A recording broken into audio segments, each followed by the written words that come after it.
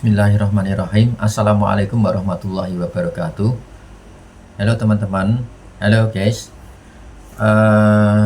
Kita akan membahas untuk kali ini yaitu model konseling berupa pendekatan Gestalt. Terapi ini dipelopori oleh Frederick dan Laura Bell pada tahun 1940-an. Pendekatan ini berfokus pada proses what is happen daripada pada isi what is being discussed. Pendekatan ini dipengaruhi oleh perspektif fenomenologi,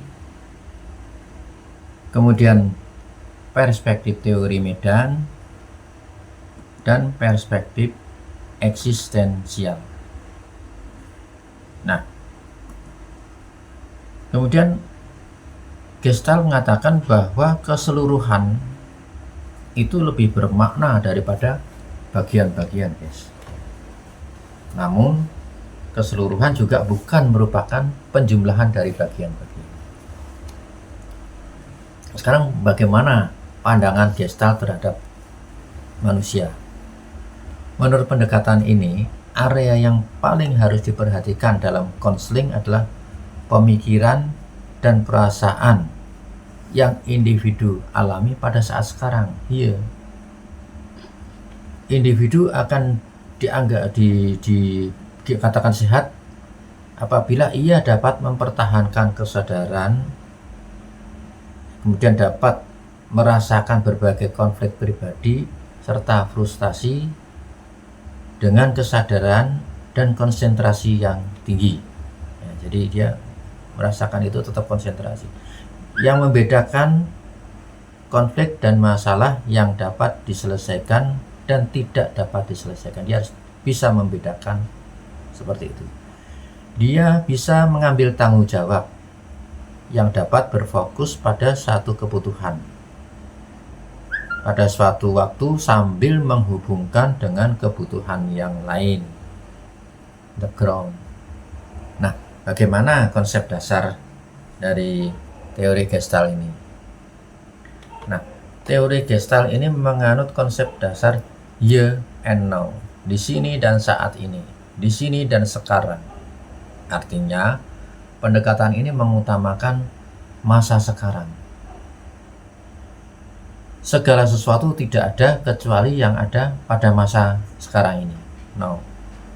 Karena masa lalu sudah berlalu dan masa depan pun belum datang, belum sampai.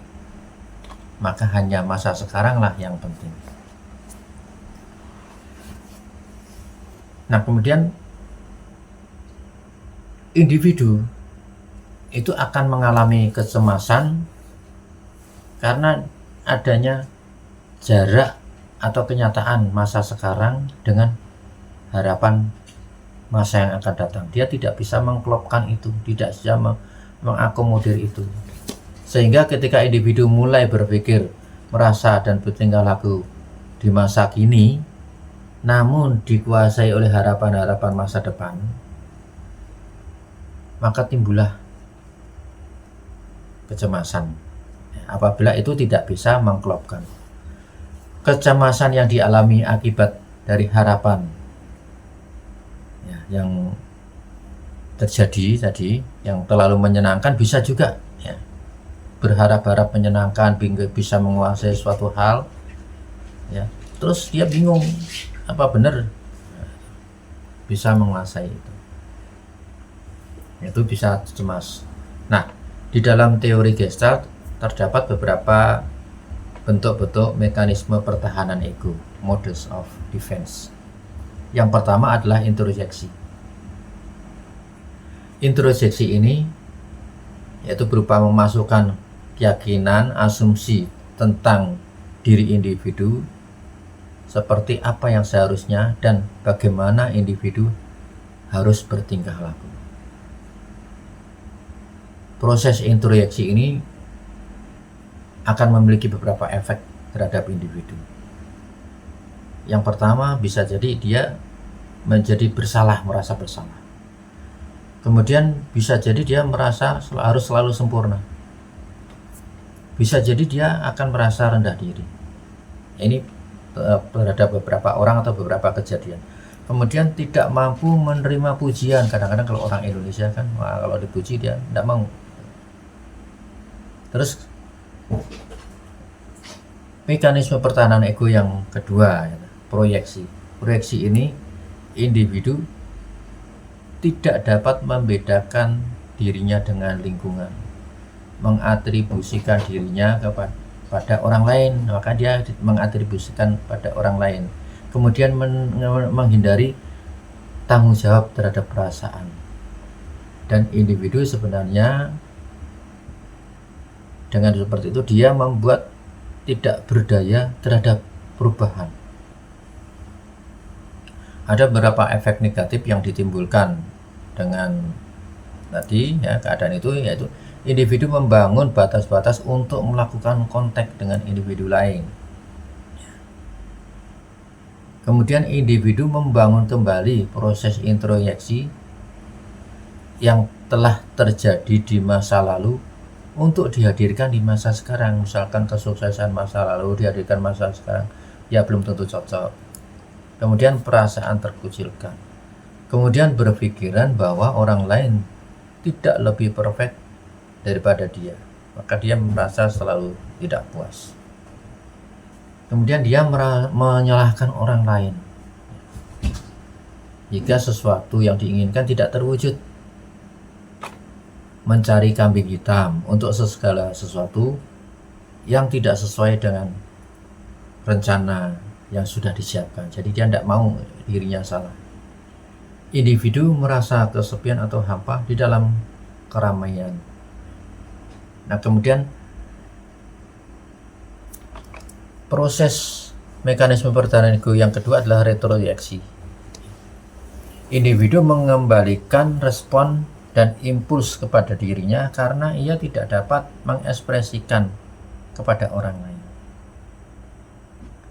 Proses mekanisme selanjutnya adalah defleksi. Defleksi itu adalah mengubah pertanyaan atau pernyataan menjadi memiliki makna yang lain, sehingga dia dapat menghindar dari merespon pertanyaan atau pernyataan itu. Dia menghindari pertanyaan atau pernyataan.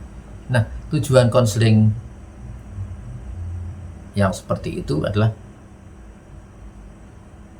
mencapai kesadaran atas apa yang mereka lakukan. Jadi di konseling supaya individu atau orang yang mengalami hal tersebut sadar atas apa yang mereka lakukan dan bagaimana cara mereka melakukannya. Kemudian mencapai kemampuan atau tingkat perubahan kemampuan untuk mengadakan kontak dengan orang lain. Tentu kontak dengan orang lain ya yang setara, yang sesuai, yang bermanfaat. Kemudian memiliki kemampuan mengenali, menerima, mengekspresikan perasaan,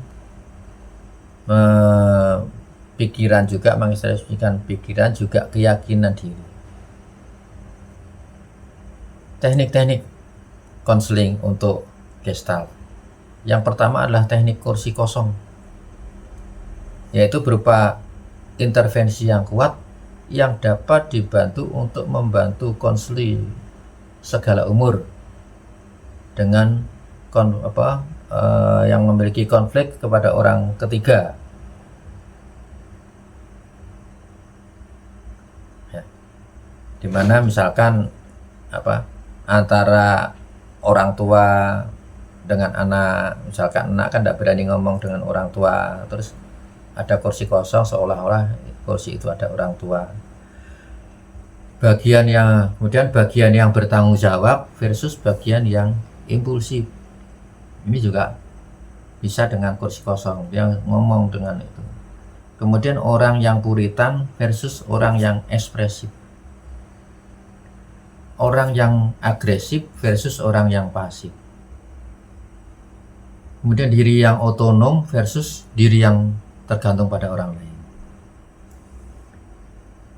Anak yang baik versus anak yang nakal. Ini berbincang, yang satu kursi kosong diwakili oleh kursi kosong.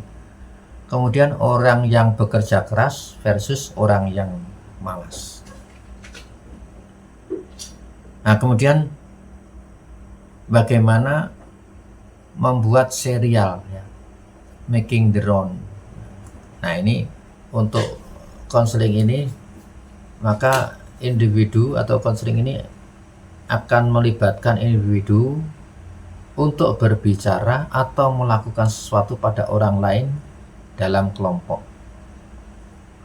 Tujuannya adalah untuk melakukan konfrontasi, mengambil risiko untuk membuka diri, melatih tingkah laku yang baru, serta melakukan perubahan. Jadi dengan dibentuk kelompok, maka kelompok itu akan mengkonfrontir dengan sesuatu perkataan, supaya dia individu termotivasi untuk berani. Nah, saya bertanggung jawab atas, misalkan begitu. Nah, ini konfrontirnya, ya. Tujuan ini adalah membantu konseli untuk menyadari dan mempersonalisasi perasaan serta tingkah lakunya, serta mengambil tanggung jawab atas perasaan dan tingkah lakunya. Ada lagi misalkan teknik konseling dengan bermain proyeksi. Ya. Individu melihat secara jelas pada orang lain apa yang tidak ingin dilihat serta menerima dalam dirinya. Kemudian pembalikan, ya, teknik pembalikan. Tujuannya adalah untuk mengajak konseli mengambil risiko terhadap ketakutan, kecemasan, dan melakukan kontak dengan bagian dirinya yang selama ini ditolak dan ditekan.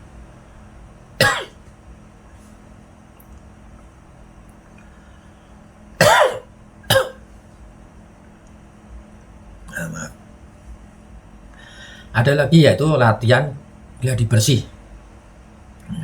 Gladi bersih. Nah, teknik ini diciptakan dan diterapkan dalam permainan sharing.